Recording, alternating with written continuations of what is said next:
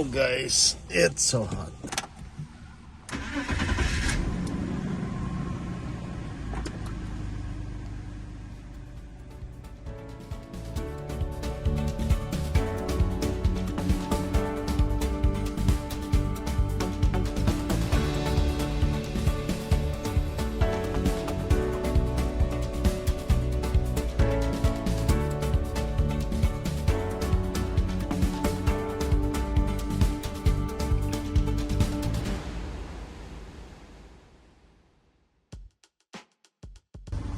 Hey guys, good afternoon. So today I'm gonna vlog about this car kasi marami nangyari with this car.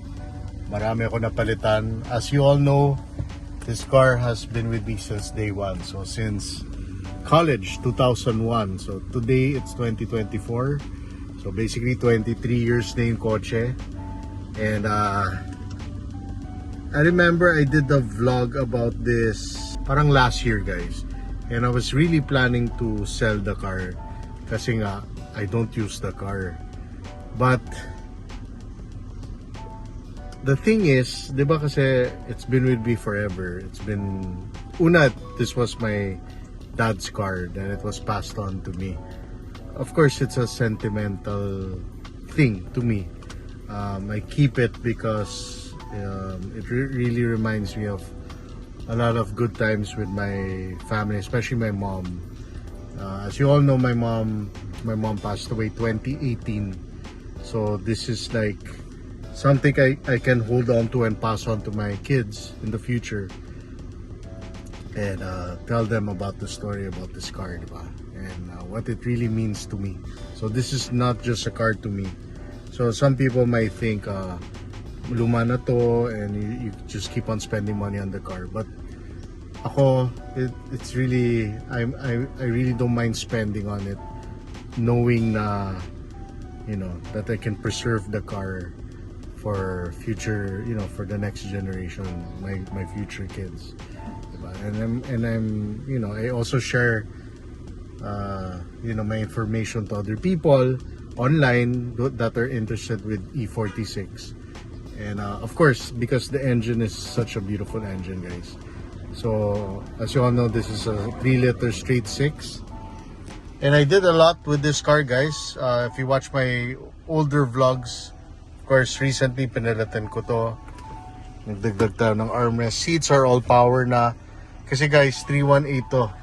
Don't mind the box there. Yan guys. So seats, likod, this, palet, everything guys, even this, pinalit ko. Kasi yung 318, gray to.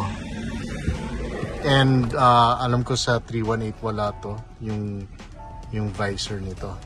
That's on the aircon kasi guys, really hot today. But I like it kasi I can vlog for you guys at the same time. But this vlog guys is basically about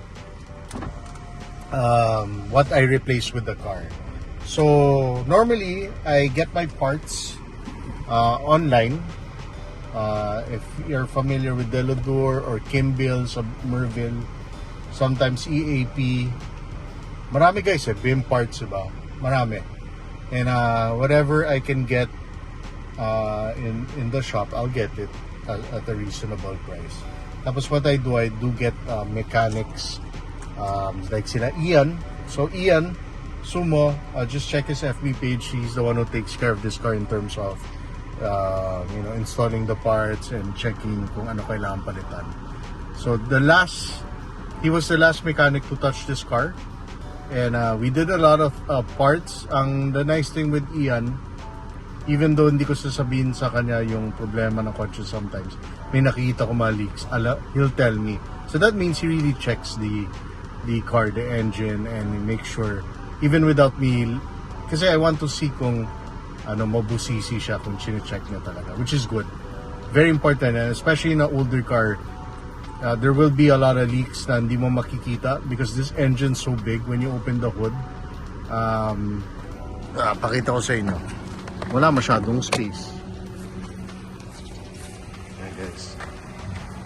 So I've been using this car a lot since I repaired so much. And while I'm driving this car later, I'll let you know. So not a lot of space, guys. So sometimes you have to remove the air filter box to get into the oil separator and the hoses and stuff like that. But look, it runs really well. And I love this car, so hence I'm not gonna sell it. Let's close it.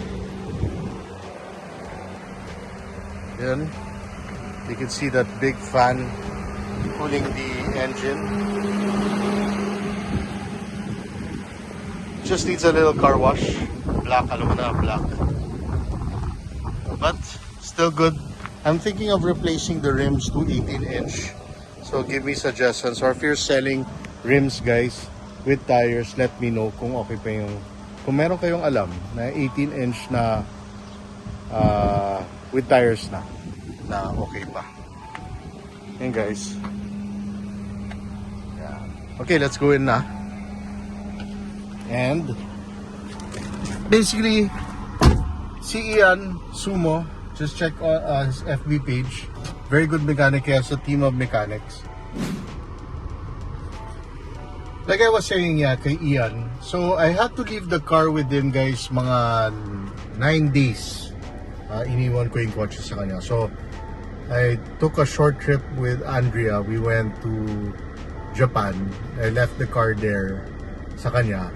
Kasi nga, guys, there was a ticking sound when I did sa transmission. When I go on reverse, may parang ticking sound. So sabi ko, there's something wrong. Though the transmission, guys, runs smoothly. Walang problema. No jerking, nothing like that. It's just that there was a sound and it was annoying, metal to metal. Yung pala, the flywheel, nag-chip off yung top part. And which I will show you the video kasi Ian video while replacing it. He had the part.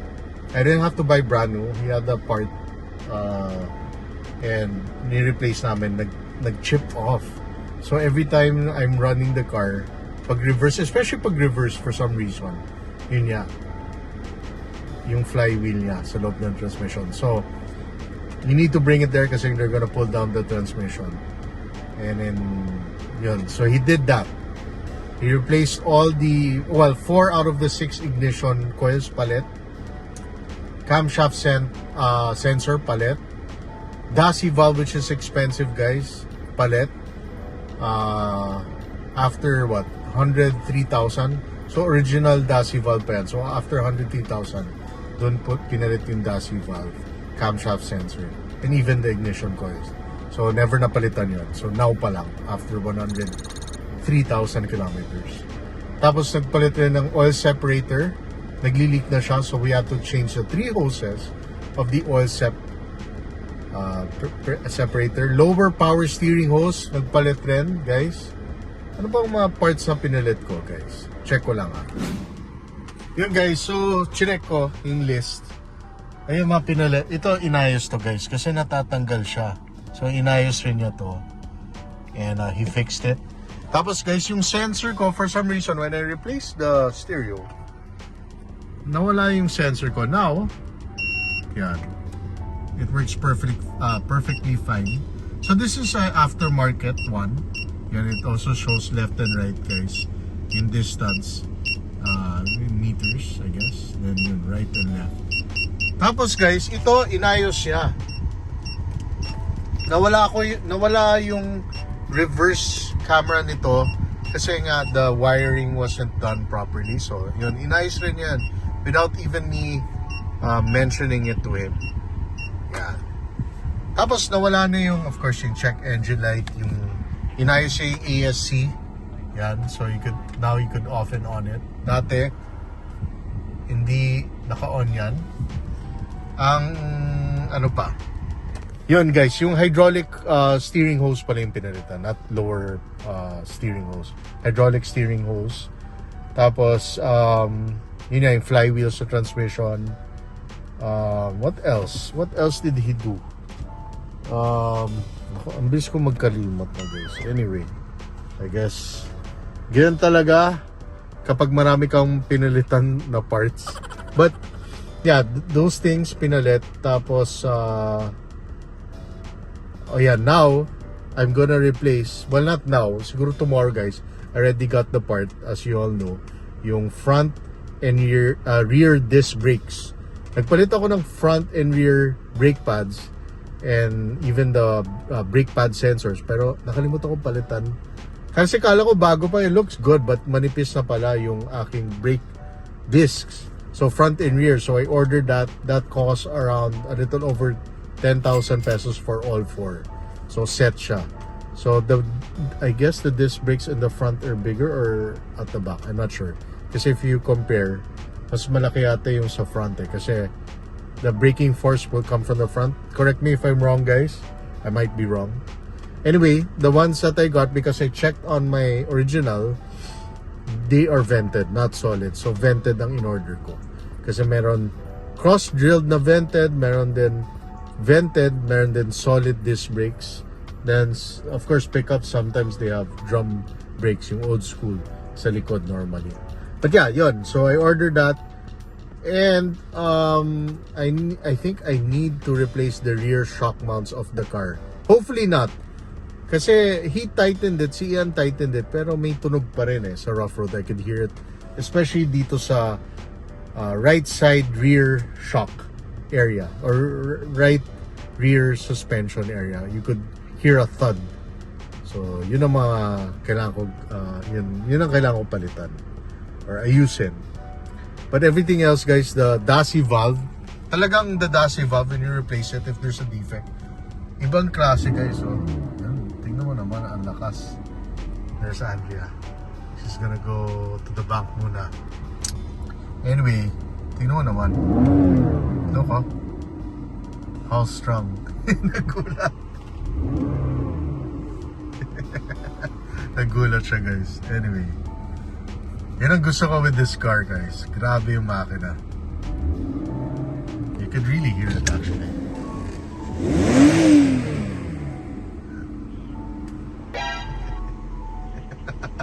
Ganit na siya. Anyway, I won't do it anymore. So, yun guys. Okay guys, let's take a test drive. Seatbelt muna tayo. And we'll do, yun, yung Ranger nandyan. A lot of people watch my Ranger videos because a lot of people love the new Ford Ranger. So we're gonna do updates on that, especially on the first PMS EV video natin yan. Tapos I'll update you with the Volkswagen na bihira gamitan talaga. Anyway, let's do a test drive, guys. Yan na. Okay. So, ito pala guys, tinanggal yung buong dashboard. Why? Kasi may blower, parang napansin ko, wala naman tunog kasi normally pag defective yung blower, may parang sipol. Wala naman, kasi I replaced that for quite some time, so that's still new. It's the air that comes out. So yung pala, they needed to remove the dashboard, which is quite expensive in terms of labor, to free up the, parang there's a vent here kasi naka-clog siya, so inayos nila yun. So now malakas yung aircon, malamig, parang bagong car. Tapos yung purge valve also they replaced pala yun. So let's take a drive. How smooth this car, guys. Iba talaga ang 6-cylinder na car. Iba. It's just, it drives so well. And the transmission, the ZF transmission in this car is really good. Yan. So of course, pinalit rin yung sway bar bushing sa front. So now, hindi siya it's stable now. Kasi nung hindi ko pinalitan guys yung sway bar bushing, parang may play while you're on rough roads. Pag smooth roads, you don't notice it. Yan guys. So we're just gonna drive it around the village.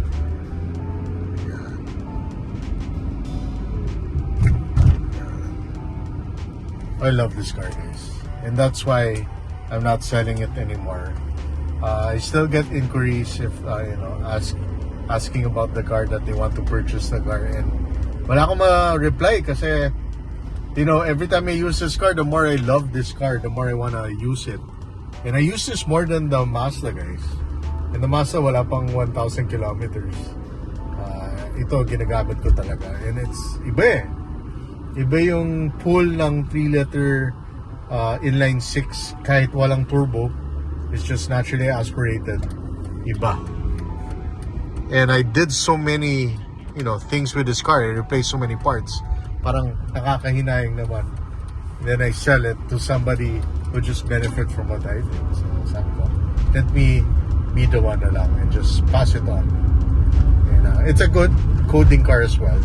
And I use it when I play basketball. Yan guys. So suspension's good. Yun lang, sa likod lang, may konting thud. Konting-konti lang, but alam mo naman tayo guys, pagdating sa kotse, when it comes to cars, diba? Konting tunog lang. Especially we wanna like find out what the hell's wrong with it, diba? And replace it kagad or have it checked kagad. That's how I am. Especially with older cars. Kasi I wanted to run as smooth and as, you know, good as possible. Yan guys. Don't mind the handbrake light kasi there's an issue with the, I guess, the sensor. But there's no problem with it. Just the light's still on. And yan guys. See how smooth? Napaka-smooth. And it's perfect time to drive around because the sun is out. And yeah, of course in the village we're on traffic, so it's perfect. And I'm planning to bring this to Baguio soon, guys. Kasi nga, it's roadworthy na. Not like it wasn't roadworthy before, but it's way more roadworthy now because of the replacement of the ignition coils. Guys, you know, even for a big engine just like this one and a small car, kahit nag-misfire siya, which is the ignition coil or the spark plug, you don't feel it guys kasi sa sobrang lakas ng makina and hindi naman gumagalaw yung RPM niya, so you don't feel like the car is misfiring, which is amazing guys. I mean, it's quite fantastic to, kasi I remember nung car ko before na yung 4-cylinder, I think the Focus, pag nag-misfire talagang mararamdaman mo kasi the RPM, then parang kumakajoke yung kotse. But this one guys, wala talaga. So yun, this is the update with the E46. And we're gonna continue doing videos about this car. I love doing videos about this car because a lot of people want to buy second-hand BMW. Normally they look for the E46, E39. Yan ang popular eh. Kasi they're the, how do you call it? They're not super old, but then again, they're also not super modern, diba? They're in the middle. And the parts are readily available, affordable. And it's a perfect daily car. It's not too big. The handling's fantastic. Diba? And it looks good pa rin eh. That's the thing, guys. Some people don't like the style of E90s and E60s.